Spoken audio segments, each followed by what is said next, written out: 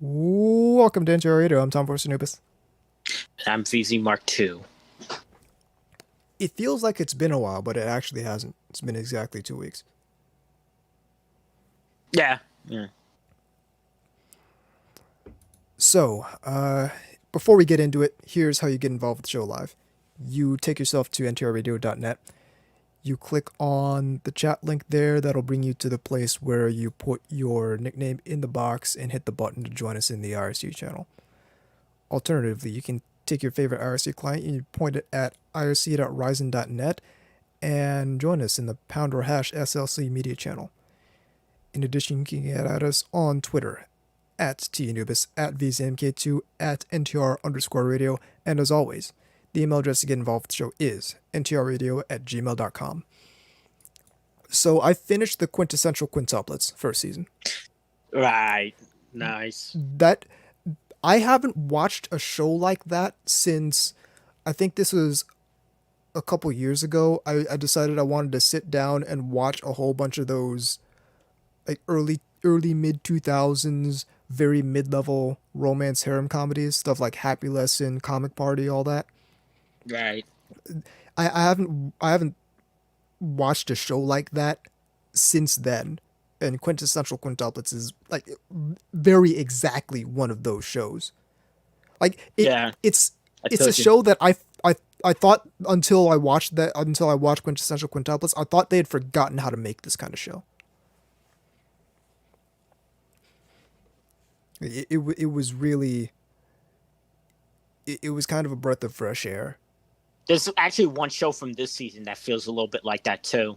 Oh yeah, The one that's the one you were talking about last time. yeah, The yeah. Mother of the Goddess Dormitory. yeah. Which has been actually very good. But I also was watching this week. So I watched a little bit, but then I put it off. But I decided to watch it just all. The show from 2014, If Her Flag Breaks. Mm. I actually like that one. So I That's a pretty good. I remember seeing a little bit about that show, but not a whole lot. That show always kind of, and this isn't me shitting on the show. It's just kind of how it sort of came off to me. It That show, disappeared, yeah. yeah, It it was disappeared kind of under like the an also radar. ran.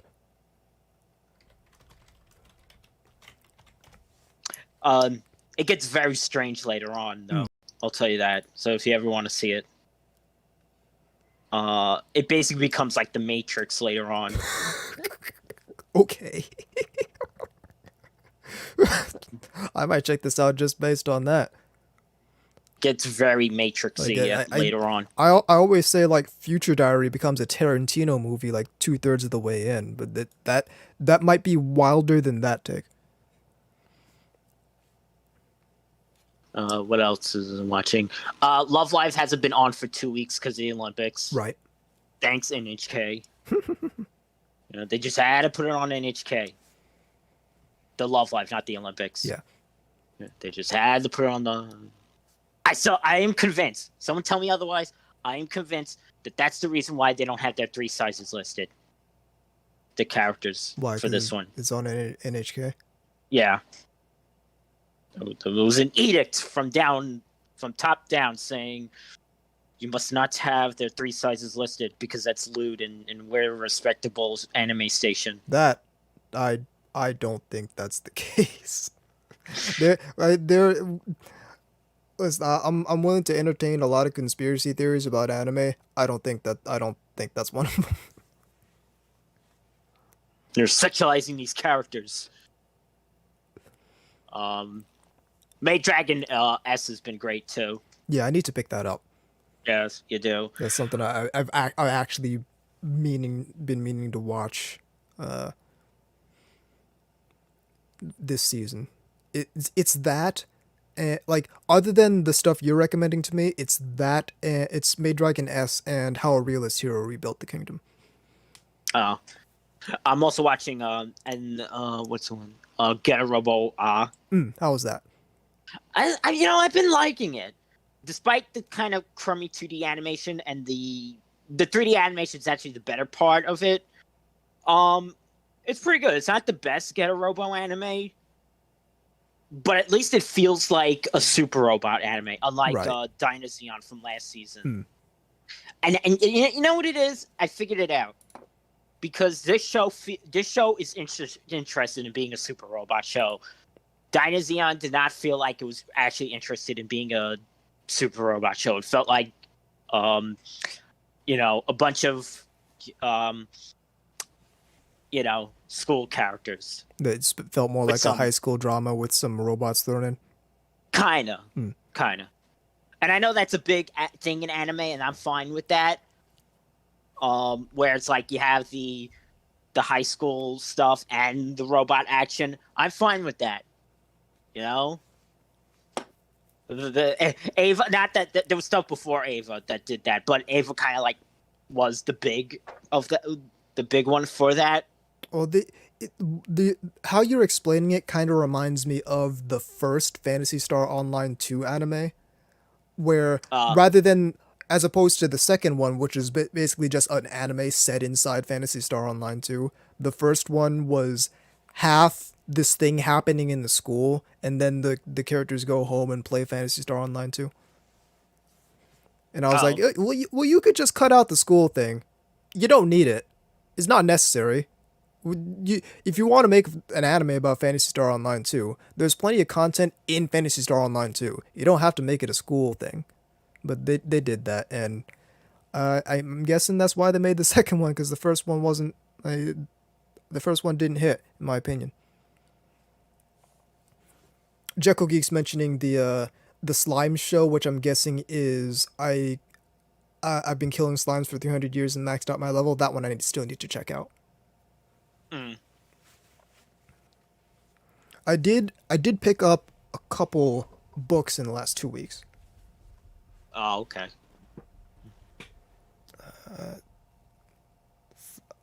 Okay, I know where the third one is. The first one I picked up was, I don't have it in front of me, so I have to remember the title. I think it's Reborn as a Space Mercenary. I woke up piloting the strongest starship. Is that a light novel? Yeah, it's a light novel. It's basic. So there's this video game called Elite Dangerous. I have All like right. 700 or 800 hours in Elite Dangerous.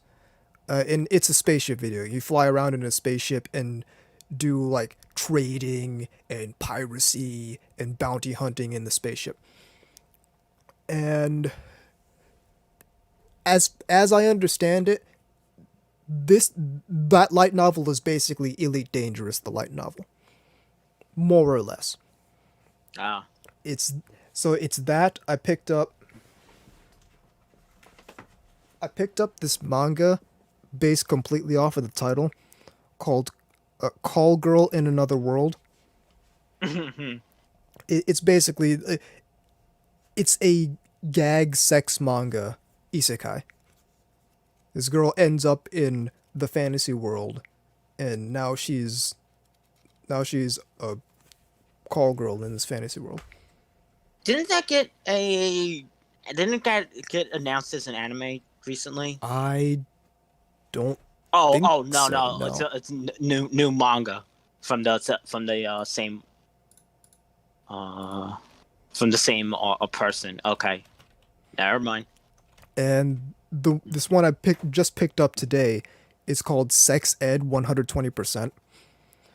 So you ever see one of those like movies where it's the teacher that has a really unorthodox way of teaching, and like they're trying to reach these kids who are Right, who- right. this is that, but with an oversexed sex ed teacher. And this is also a gag manga. So yeah, that's I for some reason, and I don't know why, I decided now would be the time, but I'm getting back into manga. Mm. I've not like really been all about reading manga since I would say early college, and that was a while ago. Jekyll Geek is mentioning. I think it's called Jahi-sama, Jahy. I've been hearing very good things about that, so I might check that out as well. That's airing this season.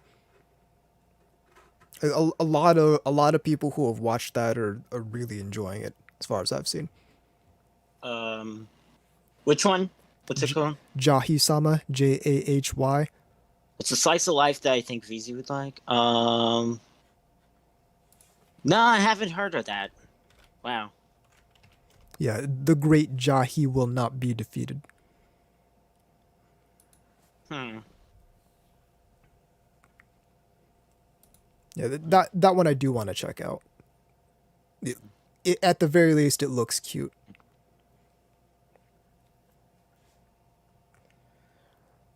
Oh, that one, the one with the girl that looks like Anzu but brown Yeah, yeah, and, yes. and purple hair. Yeah, Brown wow, yeah, Anzu with the cat ears, yes. yeah. I'm not sure if that one I would be into that, but again, this is the thing about where sometimes there's some shows that fall outside, but then you pick them up years later if Yeah. you feel interested. Well, That's that just the was me thing. with Oregairu, my teenage Mm. romantic comedy snafu. I completely missed that while it was airing. That And was me with Quinn, yeah, quintessential quintuplets. yep. I didn't even touch it in 2019, and now I'm glad I saw it now because, uh, like you said, probably one of the best harems in years Yeah. It's in and Burgermeister. because it's so simple. It's so simply Yes. done. It's not Yeah. overly.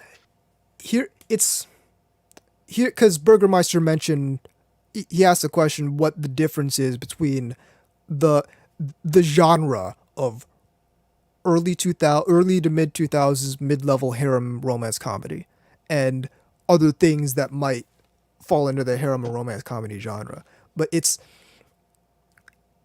the main character, and it's usually five. Usually the four or five, six other girls get into situations, and that's basically the like each episode or each couple episode is a situation, and then it all culminates toward the end where okay, it there's some kind of not necessarily a conclusion, but there's some kind of character development where all right, well, maybe some characters who were a lot tougher toward the protagonist have softened toward him. Maybe some characters who had like conflicting feelings have like they're now admitting that they're actually in love with the protagonist, that kind of thing. But but like it's slow but noticeable up until the last maybe couple episodes, and then you get this real sort of lots of character development happening at once. But up until then, it's a lot of it is like characters get into situations, and now What's an example of like the modern harem? That's like the difference I that you would be. I would say I think Ladies versus Butlers comes to mind, where there's definitely there's definitely a harem element, but it's mostly two characters that like that the protagonist is going to end up with one of these two characters, and the Right, rest of the right. I know what characters you're saying. that are like around and also get into hijinks, they're a lot more background. That's what I would consider, maybe not like the archetypical like modern harem, but it's what Mm. comes to mind for me as far as like more modern harem romance anime goes. Because I would say the more like modern one would be something like Nisekoi, Mm. because it has, even though I do like Nisekoi, it has a very convoluted like as far as like these main character met one of these other characters in the past, and it's done like a very convoluted way of like, well, you know, if you just found the right thing and the right item, but it's like, you know what I mean? Yeah, well, a lot of the mid level stuff does that too. Like quintessential quintuplets did that. This new one that I say new, it's from like 2000, but this one I just got turned on to today. I think it's called Futakoi. It's like protagonist and six sets of twins, something like that. Oh, what year is that from? That's from let me look that up. Futakoi. Mm. Yeah, Futakoi is from 2004. The original Futakoi is 2004. The anime, at least. Okay. I seen this. No, I never heard of this one. Yeah, Wow. I'd never heard of this before today. Yeah. Oh, So Futakoi you did know, the same thing where this protagonist knows one of these sets of twins from back in the day. But I think like the character actually knows who they are. Like does he doesn't just not remember like Love Hina. oh, Like you know what else did it like that? Where it's like a convolute, where it's like these characters knew each other in the past, but no, that's right. These characters are brother and sister, but and it would just take like a normal blood test to confirm. But it's like this whole. Do you remember Night Kamo?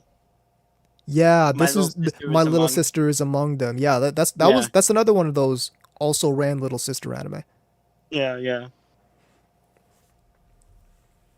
Yeah, the I would say the real big difference between the mid-level early 2000s harem anime I'm talking about and more modern anime is that more modern harem or romance comedy anime more so follows a story rather than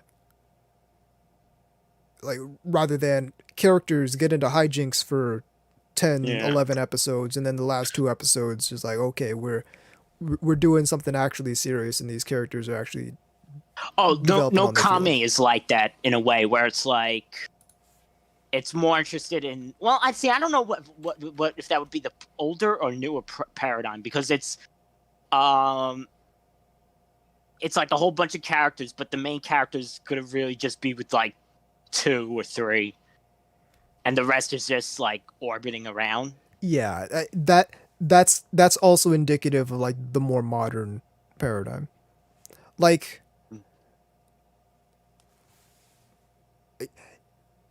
it's that and there a lot of modern romance anime is basically it's just two characters. It's just two or three characters. Like uh Oregairu comes to mind. My teen romantic comedy Snafu comes to mind. Where okay, you can tell that if this is gonna end up being a two characters end up getting together anime, the main dude's gonna end up with one of these two characters, and then I later really it's need to because one day one of these watch three in the characters. chat.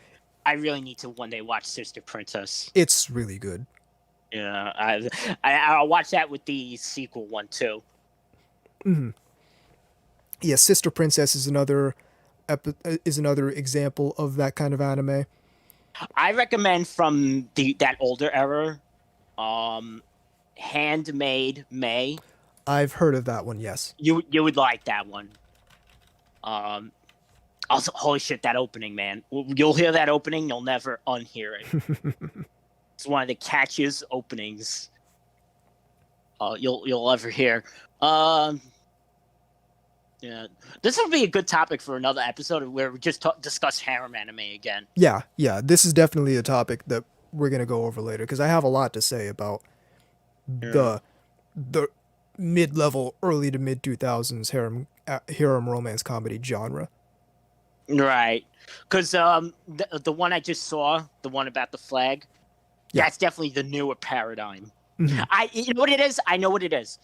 The modern is more interested in a gimmick that just happens to have it's like gimmick and then the harem aspect. Well, so I would kind of battle on that because I would say that the older ones are more interested in a gimmick.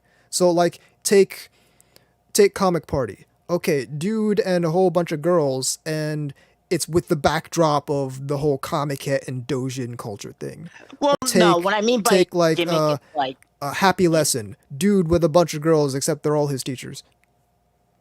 well, okay, when I say gimmick, like okay, the flag one, the guy's able to see flags. Right. Okay, I Uh, get what you're saying. It's less a no gimmick going on kame. with the He has characters to or the make setting, but more of a gimmick going on with like something that affects how the story works. right. It's like or no kame. Guy has to make really cringy multiple choice, Right. uh, choices. Yeah. Oh, Burgermeister says evolution of harem would be Yeah, yes, I'm down. I'm yes, down for that. yes. Um, I'm still kind of wanting to find other ones that, but I would love to dive into um Dot Capo, but man, there's a lot of fucking Dot Capo. I do want to check out Da Capo. All right, There was there is a lot. I had a friend of mine who was part of my anime club in college who was all about Da Capo. I actually traded him because I had bought it was like a Da Capo bed sheet. It came in a little package, a Da Capo bed sheet and a little notebook and all that. I traded him that bed sheet for an Ashford Academy uniform from Code Geass. So Mm. it's something I do want to check out because the girls are cute and I just like that kind of ad, like that kind of bunch of girls, one dude, or, and that kind. So you and you, I was about to say, you know what fits into that early 2000s harem anime genre, but like so like I say early 2000s harem anime, but it's not indicative of that era because quintessential quintuplets fits into that category as well as Tenchi Universe, and that's like early 90s. Mm. Like Tenchi Universe is I would consider it one of the prototypes. It's a little bit more involved because it's got the whole sci-fi and like the the Tenchi world backdrop to it, but Yeah. it's very squarely a zany mid 2000s harem romance comedy. Anyway, we do have a main topic, Yes. and it is an extended Let's Snooze when I find the button. Is it gonna play? Let's use Working to restore power. So we had kind of a scare in the anime subculture. Yeah, it was kind of a few days of like, even though I was kind of like, I knew, I was kind of like, I think you guys get overblowing it, like you're overreacting, but Uh, everybody else was like, yeah, okay, I so kind tell of the think story. on some level it was properly blown. It was kind of a little overblown, but I think it was mostly properly blown. So what happened was the president of Kadokawa, which is a major Japanese media conglomerate, they own a lot of the properties that get turned into anime. Kadokawa had talked about, I believe this was in an interview. He talked about certain manga not being able to pass the standards of Google and Apple.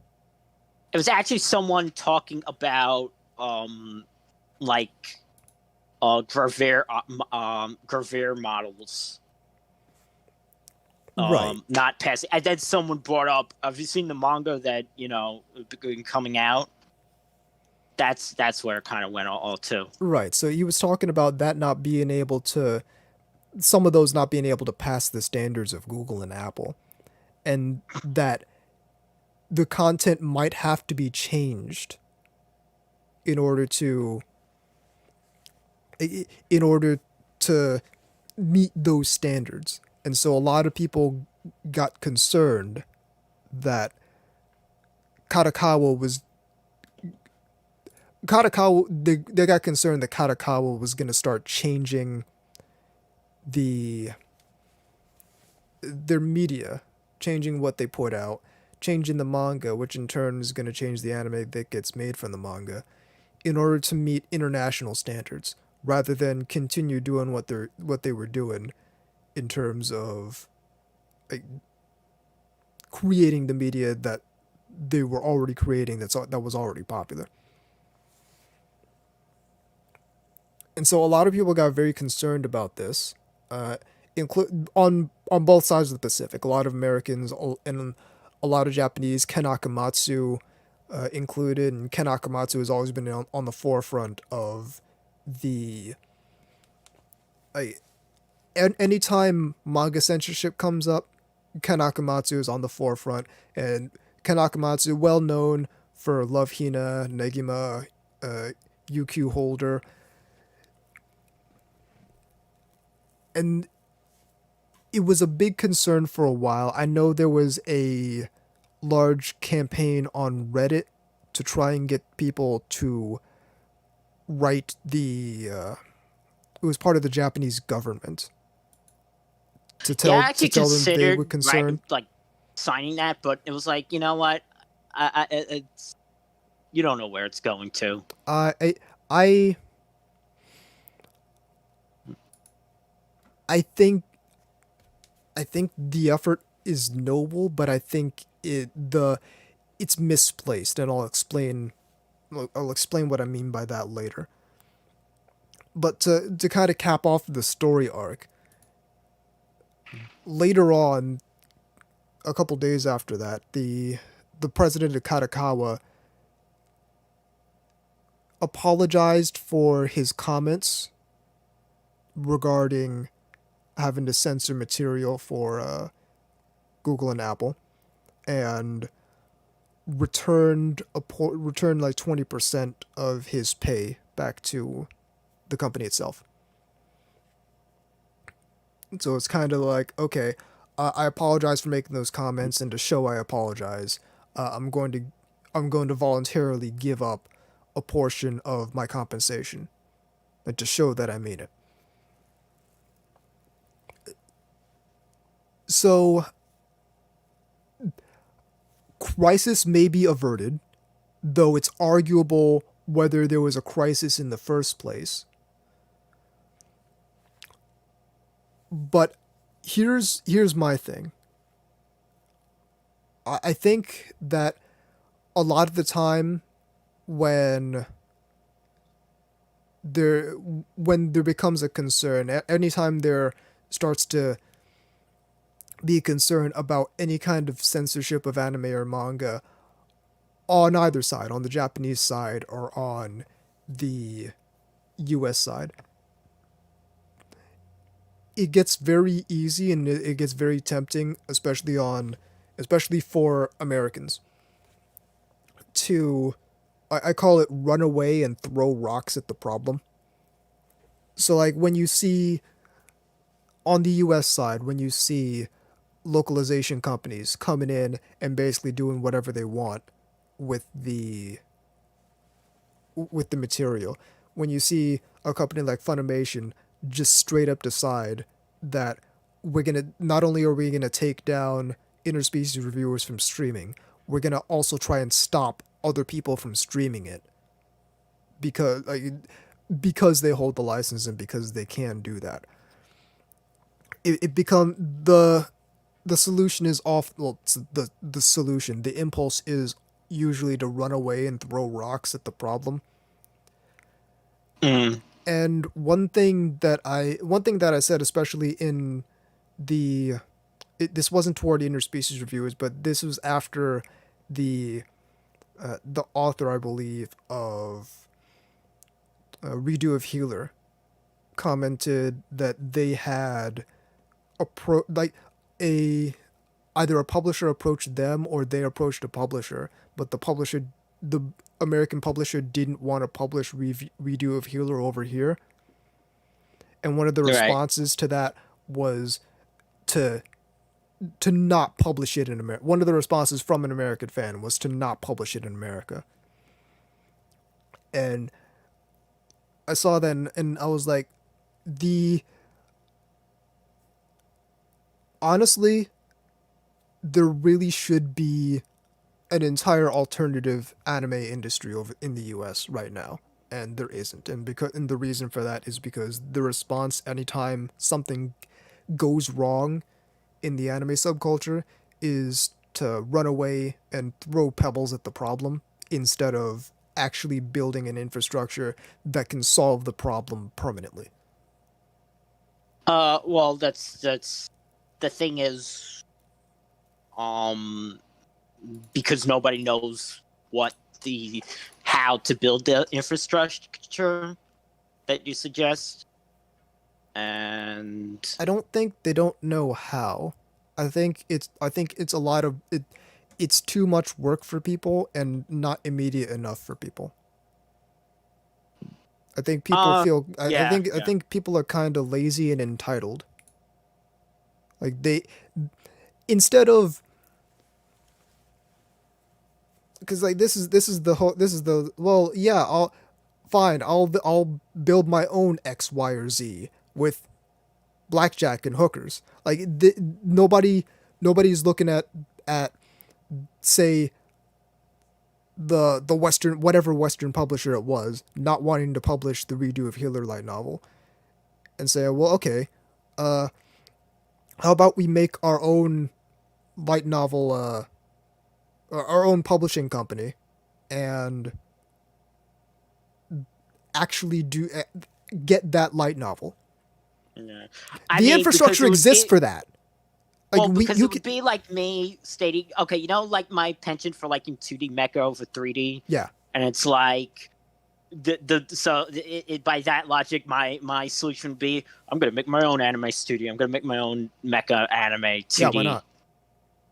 It's gonna take a while, and you're gonna have to learn some shit, and you're gonna have to like get some people together. But why not? Like that's kind of my issue, is that it's abundantly possible, and the the apparatus with which to do that is abundantly available, but nobody does it Well, because it's exactly it's a what you lot of said. It's work. because the results aren't immediate, and it's we got people got ideas, and there's people that got talent. It's getting the people with the talent and the ideas together, and sort of coercively coming Right. up with something. Well, I don't know about coercively, but I think Of you probably course, meant a someone different like word. me would be like, see, my problem is I don't know if I would want to even use my personal ideas, because the only way that would ever I would ever want my own personal, because I showed you a few like of my original designs, Yeah. right, of mecha and characters that, and the only way that I would ever feel like comfortable with having that be officialized is if someone had the same exact working brain as I did. If I worked in the same bunch of people who all had like, we could psychically, because again, a lot of the stuff that I do with is like this is like, there's a lot of like weird personal nostalgia things, but only personal nostalgia, but only personal to me, and it's like, um sometimes when I listen to music, even not anime music, I think of it like almost in a music video with like my characters, Well, yeah, and the only I do way the to same thing. be what? I do the same thing. Same exact thing. I do that too. Okay, well I, there you go. like well, for in your case, you would just end up being like the Mamoru Nagano of that particular scene. Like, okay, everything's got to be exact, even if I have to do all the shit myself. It would be that, but it would also be like, you ever see the Simpsons? See, I love using this analogy because it would be perfect. You ever see the episode of The Simpsons when Homer designs his own car? No, I didn't. Oh, okay. Long story short, he meets his half brother, and who owns a car factory, and the brother says, "I need you to design a car," and it costs with the the predictable results Right. of like Homer designing a car and it like bankrupts the company. Yeah. So So it would. that would be me and my like if I made my own anime.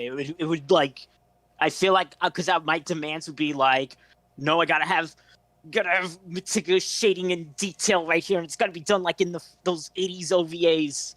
You know, no, you're just not trying hard enough. See, that would be my edict.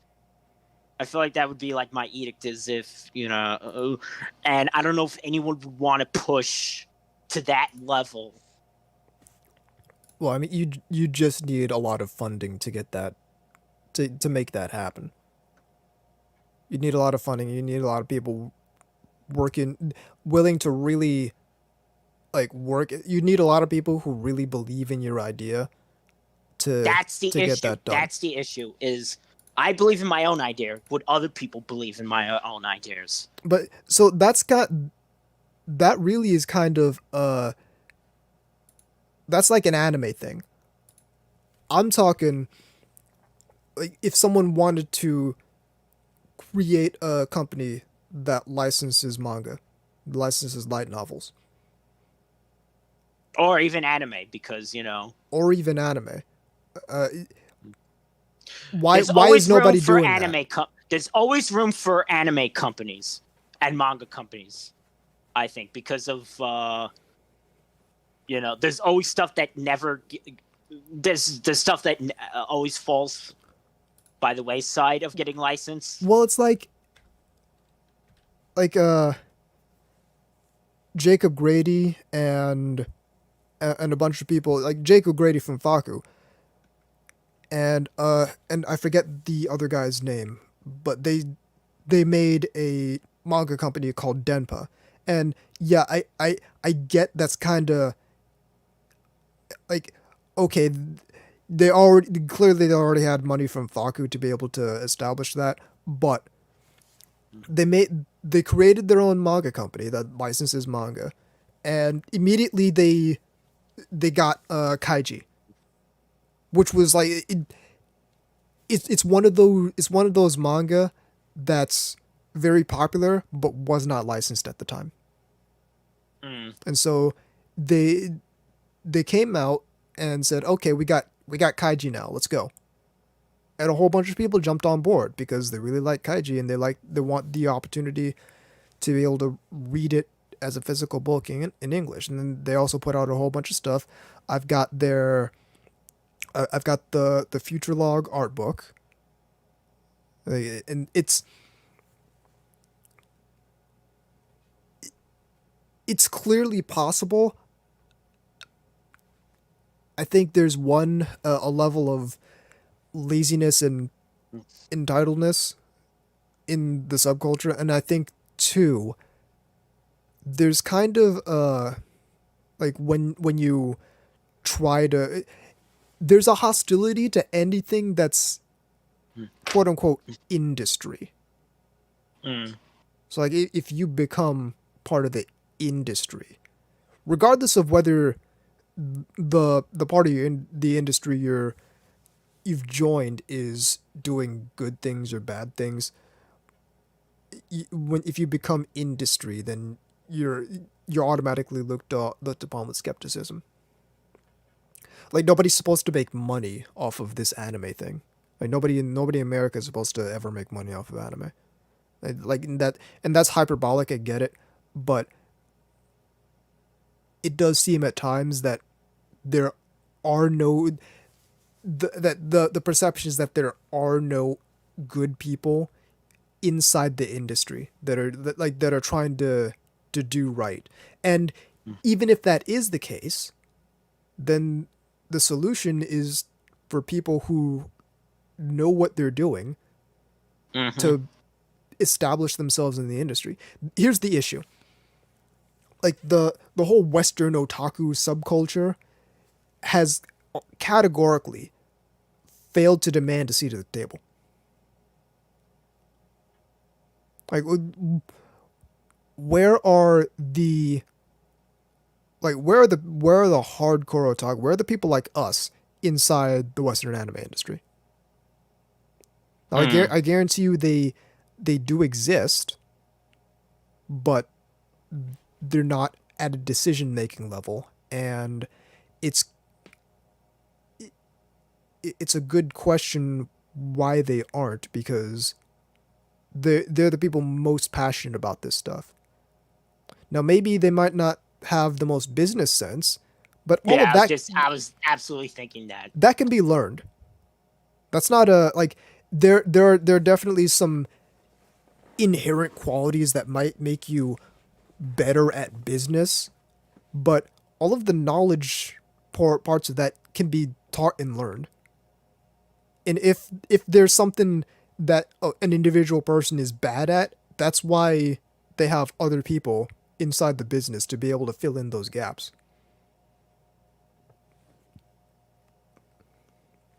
But like that's my thing, is that they're in. It's not like otaku don't have the talent. It's not like the it's not like the skill set doesn't exist in the community. It clearly does. The issue really is just people A need to find each other, and B need to actually believe that it's valuable to demand a seat at the table inside the industry. Because if your problem is that when you get to higher levels, especially in the western side of the industry, when you get to higher levels, people start making decisions that go against what is desired by the people who are really into this stuff, then it's one of two problems. Either A, it's time that the people who feel like they're being left out in the cold start demanding a seat at the table, and particularly the the way I look at it, particularly the way to go about doing that is to become part of the industry, to join the industry, even if it's at a small level, but the implication would be that, okay, so some people like us have established a company within this industry, we should support them. Like there was this guy, I keep talking about how, in terms of like creating western animation that's sort of creating western animation that's like anime, I keep talking about how like young black men are going to save us all in that respect. There was the guy who African American man who established an anime studio in Japan, and that was like a real big deal. It's the first black owned anime studio in Japan. But the implication there is that, okay, if you want to see more more anime mixed with black culture, that's who you're going to want to support. That same paradigm should go on with, okay, if we want to see more whatever that very deeply respects the wants of people who are into this stuff like intensely, like western otaku, then these are the people we want to support. And currently we don't really have a foothold in the industry like that. Cuz here's the thing. It it gets to a point where you definitely can, to a certain extent, affect a portion of the market as a consumer. But the problem becomes, if there isn't if your like demographic is not represented in the industry, it may very well just be invisible, and what ends up happening is that there are no products that are tailored to you as a consumer. And so what I think the solution there is that that sector of the consumer base needs to establish themselves inside the industry, so that they can they can demonstrate that there exists a market for this stuff. Yeah, well, that's kind of I've always said that about the people that the type that complain about what happened to all the cowboy bebops and well, and then you're like, why don't you go learn to make your own thing and Yeah, yeah, shut up. and the only people doing that are the young black men who are behind like Noir Caesar and that one studio in Japan, LaShawn Thomas out here working with Madhouse. No, it wasn't Madhouse. It was Mappa and Netflix to make Yasuke. They're all doing that. Like if if you're if you have an appreciation for that culture, if you're a young black man who's into anime and you want to see more anime made by young black men into anime, you have an established foothold there. But if you're an American otaku and you want to see more more anime that released in a way that respects American otaku and how they consume anime and what they're looking for in anime, you kinda aren't actually represented. Like you kinda don't really have anywhere to go where you can be guaranteed to get that kind of content. There are places you can go where you can reasonably expect to get that kind of content, but that won't always be the case. Mm. Because a lot of these companies have other motivations, especially when you get to like higher levels, like the your Crunchyrolls, your Funimations, these companies that are beholden to much larger entities that they have to prove their worth to. Yeah. So once a company is at that level, they're appealing to a niche like that is a big risk because you run the risk of looking less valuable to your parent company than like if you can sustain yourself as a company appealing to a niche. Plenty of companies do that. But when you're at that level, when you have this large parent company, the you're no longer in the paradigm of sustaining yourself at a company. As a company, you're trying to not get sold off like Crunchyroll is getting sold off. Because if the parent company starts getting if the parent company starts feeling the heat, like AT&T is feeling the heat, and you're not bringing in enough revenue, you're probably going to get sold to another company who's basically going to do the exact same thing to you as your previous parent company, just with fewer people working at your company because they're going to get rid of all the redundancies as soon as they buy your company. But that's my thing, is that my issue with what went on with the Kadokawa thing and a lot of the commentary surrounding it and a lot of the doomer mentality that was surrounding it. Yeah, well, there was the response back.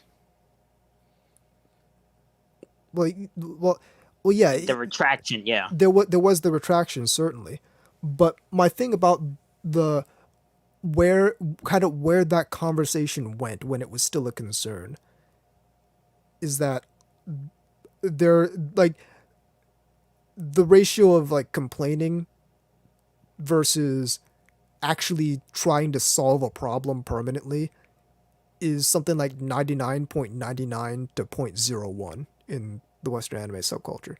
It's like every time, like,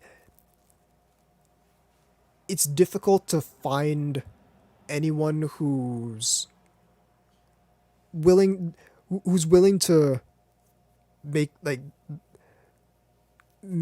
the kind of sacrifice in order, and I call it a sacrifice like it's dramatic. Make a sacrifice. Like, give up your anime. If you, and that's the thing, and that's why I'm saying it's dramatic. Is it's not even like you're not giving up anything except time and money. So okay, yeah, you're gonna be able to afford a few fewer of those like quarter scale bunny girl figures. You're not going to be able to buy a whole lot of quarter scale bunny girl figures in the next 5 years. If you're okay with that, then we can build a business that's going to solve some of these problems in the Western anime subculture permanently. Like that, we we can. These are things that can be figured out, and where this comes back to the Kadokawa thing is if we can figure out how to get Western otaku to actually have a seat at the table, then what that's going to show the Japanese industry is that there definitely 100% is demand for the the edgier, looter, that kind of stuff over here by people who have a real genuine appreciation for it. And it's worth not only making it but bringing it over here, and it's worth making sure that when it gets over here it it is respected. And it's possible to build a company that licenses anime that has that sort of track record. It's just not easy, and not it's not easy, and it's going to take time. And I mean, this long term, this is something I'm working on. Mm. I I I Well, want right now I don't have the personal capital to even do such a thing. like it's so like it's less a matter of personal capital, I find, because here's the thing: things like Kickstarter and Patreon exist, and I know a lot of people shit on both of those, in fact, but there are ways to raise money if you have if you have a good idea and you know how to market things, or you know someone who knows how to market things and can bring them onto your team. It's abundantly possible to get enough money to fund something like this. Like Kickheart, that made it on Kickstarter. Under the Dog, that made it on Kickstarter. Nekapara OVA, that really fucking made it on Kickstarter. Like, it's abundantly possible to get these things made and get enough funding for them. It's a matter of really getting. It's a matter of sitting down and being able to put together a team and an idea in order to in order to actually make things happen. Put together a plan saying, okay, wait, here's what we want to do. Here's how much it's going to cost. What do we want to do before we want to do X before Y? How are we going to market this? All this. This is stuff that can be done. It's just a matter of actually sitting down and doing it. And I fully get that, like, the people who have the it, and really, it's not even a matter of having anything. It's just a matter of the only thing you have to have is initiative. The people who have the initiative to actually do something like that are going to be few and far between. There, another thing I'm working on is a way for those people to meet each other more often. But so I understand that those people, they're not like, it's not like 99% of the subculture, but they clearly still, I've seen individual otaku, Western otaku, building small businesses and like projects and whatnot that are really, like, really interesting. I know one, and I forget his Twitter handle, but one of these people who followed me had like built a forum software from scratch on his own. I don't know if it's from scratch. I'm not familiar with that, but he built a lightweight forum software that you can install onto a web server, all on his own, or her own. I don't even know. but the people, and not to mention tons and tons of artists in the subculture, each with their own specialty and whatnot. So one of the things we need, and again, this is something I'm working on every like on and off, is it's necessary to have a way for those people to find each other so they can collaborate. But all in all, what needs to happen is people with initiative need to get together and figure it out, figure out what they want to do and how they want to do it, because this stuff is doable. I I don't believe that the infrastructure as it exists right now is so impossible to navigate that no business can come up in within the current paradigm. Understood that, like, if you wanted to create another Crunchyroll, you wouldn't be able to do it in the same way that the original Crunchyroll did it, because they sort of pulled the ladder up behind them. And I'm not making a value judgment on doing that. That's just what they did. The same thing with Faku as well. They kind of pulled the ladder up behind them. And again, not making a value judgment, but that's kind of what they did.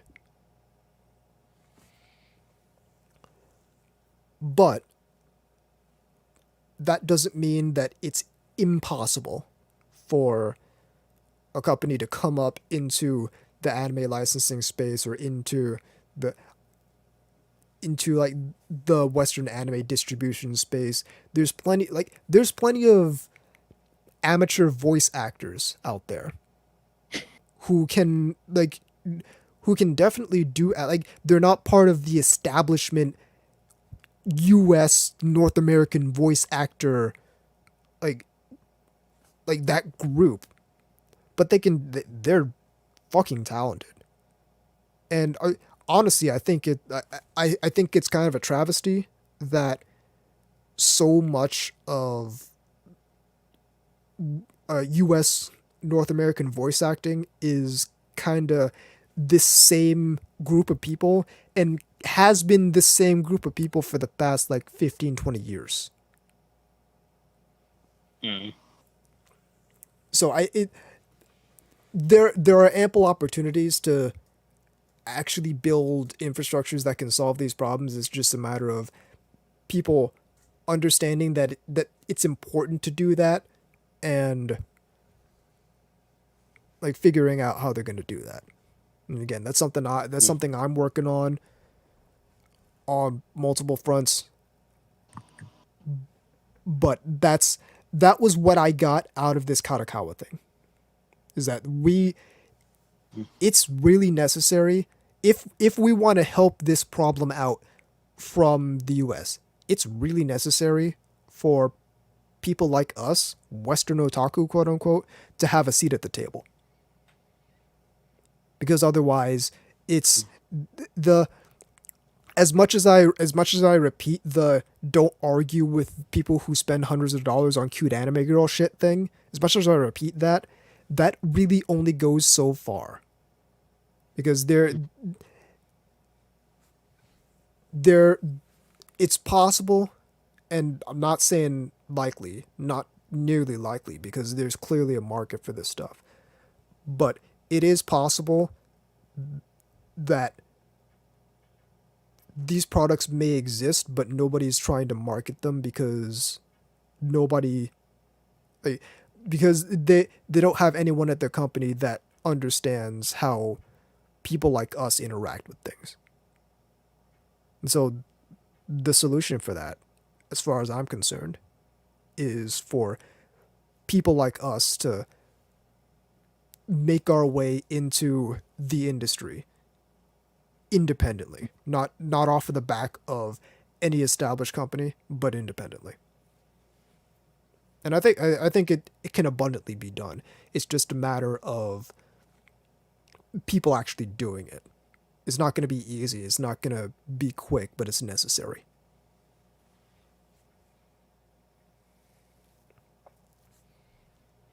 So So the Kadokawa thing is probably not an issue anymore, but I think it should be a wake up call to like people who would be concerned about like self censorship in Japanese otaku media. I think it should be a wake up call to those people that if we want our voices heard, we need to seat it. We need to seat at the table, and we need to demand that through action. And when I say action, I'm not talking about like tweeting at Funimation whenever they fuck up or tweeting at Crunchyroll whenever they fuck up. I'm talking about let's try and establish ourselves in this market on multiple fronts. There should be a Western otaku manga and light novel publisher. There should be a Western otaku anime localization and publishing house. All that. I think I think that's going to become really necessary over the course of the next 5 or 10 years. And y'all will remember that I was right about Crunchyroll being sold off. This is one of those don't bet against me things. This is gonna be something that's gonna be necessary in the North American otaku space within the next 5 years, 10 years.